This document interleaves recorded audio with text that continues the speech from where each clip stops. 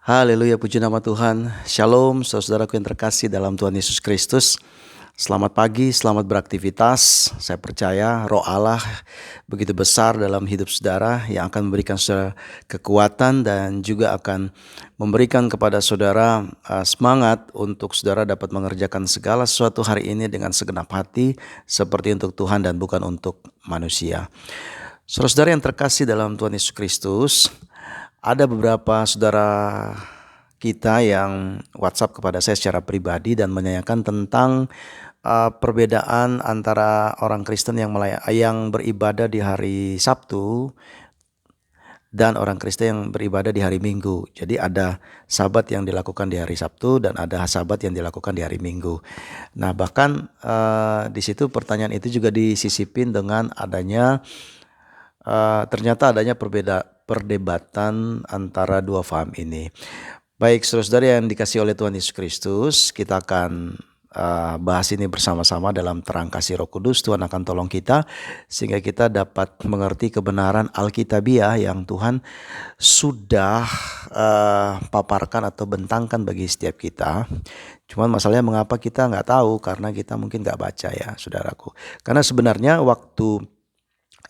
sebenarnya perdebatan ini itu sudah terjadi.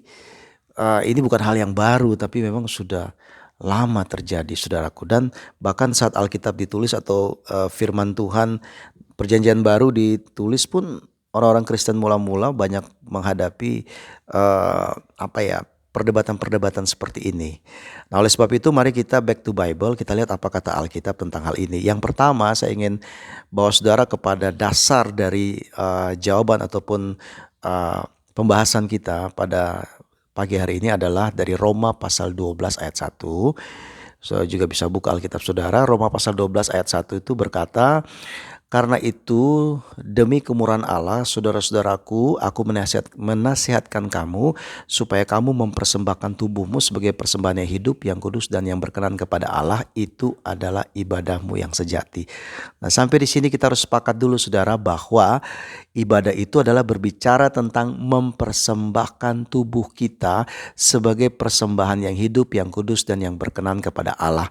Artinya tubuh kita harus kita bawa kepada Tuhan sebagai persembahan.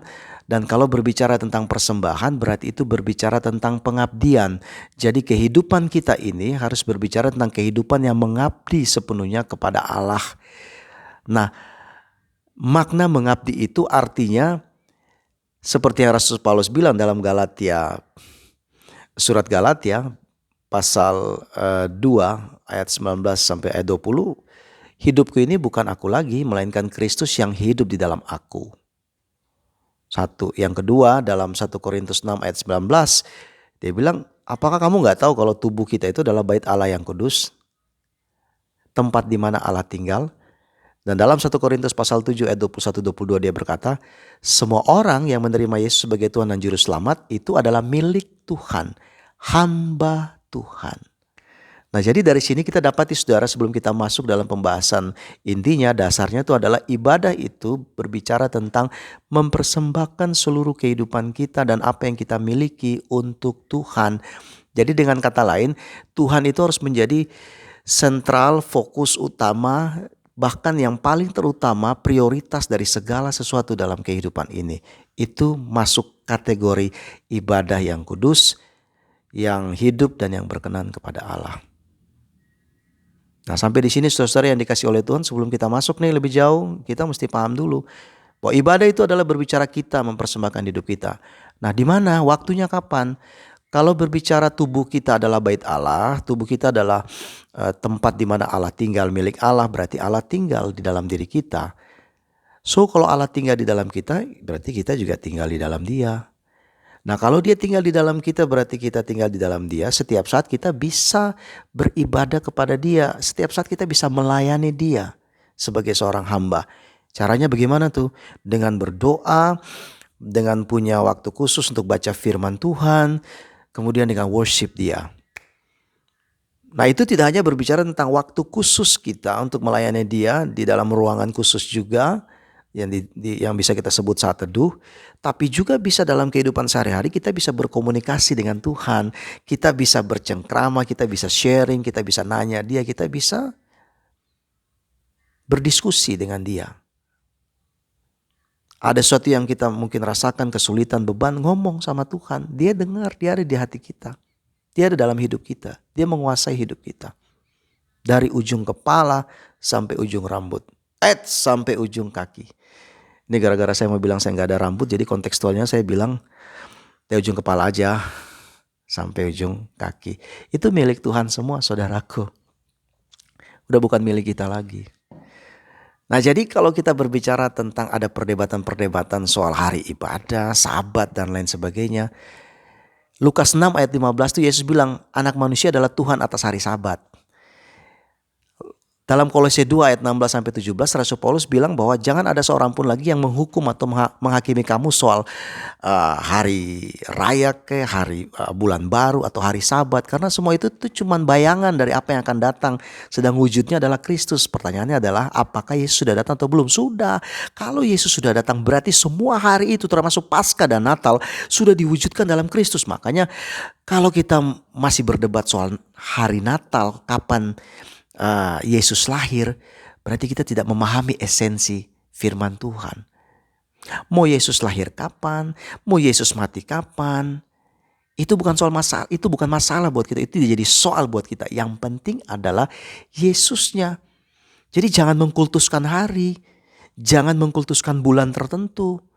Yesusnya yang harus jadi prioritas dalam hidup kita. Nah, oleh sebab itu saudara yang dikasihi oleh Tuhan Yesus Kristus, agak aneh dan lucu kalau kita masih berdebat soal itu. Gereja A, B, C ibadahnya beda, harinya berbeda dengan gereja B, dengan gereja C, D, dan E. Tapi kalau ke semua gereja yang saya sebutkan tadi itu dengan warna denominasi sinode masing-masing tersendiri menempatkan Yesus Kristus sebagai Tuhan dan Juru Selamat, sebagai yang utama dalam hidupnya, dalam pengajarannya. Alkitab adalah basically-nya. Yuk kita saudara di dalam Tuhan, ngapain kita harus saling menjatuhkan, saling menjat, saling menghina satu sama yang lain, dan saling mengata-ngatai kamu sesat, lu sesat, dan lain sebagainya. Kita sedang ada di dalam politik adu domba yang iblis sedang buat di tengah-tengah kita. Hati-hati saudara, berjaga-jagalah, waspadalah. Banyak penyesat-penyesat yang sudah muncul dan akan muncul untuk menyesatkan anak-anak Tuhan. Sebab itu kita mesti saling mengingatkan. Itulah sebabnya video ini ada, untuk saling mengingatkan saudara. Terima kasih juga untuk saudara-saudaraku yang sudah WhatsApp saya dan menanyakan tentang perihal hal ini. Gitu. Jadi puji Tuhan, kita mendapatkan kebenaran dari firman Tuhan itu. Nah, pesan yang terakhir dari video ini, dari pembahasan kita ini adalah saudara-saudara yang dikasihi oleh Tuhan, mari kita stop untuk berdebat soal hari pujian penyembahan, sabat. Saudara mau sabat di Senin, Selasa, Rabu, Kamis, Jumat, Sabtu juga gak ada masalah. Sabat itu kan berbicara tentang berhenti dari segala sesuatu. Dan itu bicara tentang salah satu hukum, kalau salah hukum keempat dari 10 hukum yang Tuhan berikan kepada bangsa Israel melalui Musa di Gunung Sinai. Tapi semua itu sudah digenapi dalam Kristus. Jadi sekarang kita tuh bukan ngelihat lagi hukumnya, Yesus itu hukumnya. Jadi bukan lagi hukum itu, 10 hukum firman Allah itu, 10 hukum Taurat itu. Tapi Yesuslah hukumnya. Karena itu kita lihat dia. Nah, sekarang dia sudah ada dalam kita. Kita komunikasi sama dia, datang sama dia kapan aja. Mau sahabat sama dia kapan aja. It's fine. Suka-suka kita aja. Ada yang gereja yang bikin sahabat shalom, ada gereja yang hari Minggu ibadahnya atau apapun. Ada ibadah tengah minggu, hari Rabu, hari Kamis, worship night atau apapun. Saudara, intinya itu adalah Yesus Kristus, bukan harinya. Jadi sekali lagi kita gak usah berdebat soal hari. Karena tujuan kita tuh adalah menjadikan semua bangsa murid Kristus. Bagaimana kita bisa menjadikan semua bangsa murid Kristus jika orang-orang yang mau kita jadikan sebagai murid itu melihat kita berdebat gara-gara hari, aneh, bahkan kocak. Bagaimana Yesus bisa diberitakan kalau kita bertengkar satu sama yang lain? Mari kita jadi orang-orang Kristen, anak-anak Tuhan yang berpikir bijaksana, jernih, dan cerdas. Dengan selalu berdasarkan pada firman Tuhan.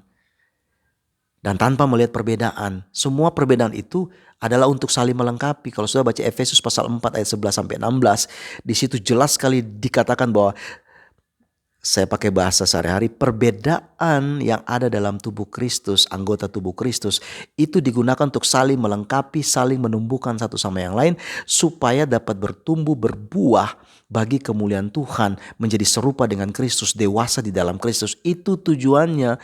Jadi kita nggak usah repot dan nggak usah ribut dan berdebat, saling ngatain satu sama lain sesat lah, hanya gara-gara hari beribadah.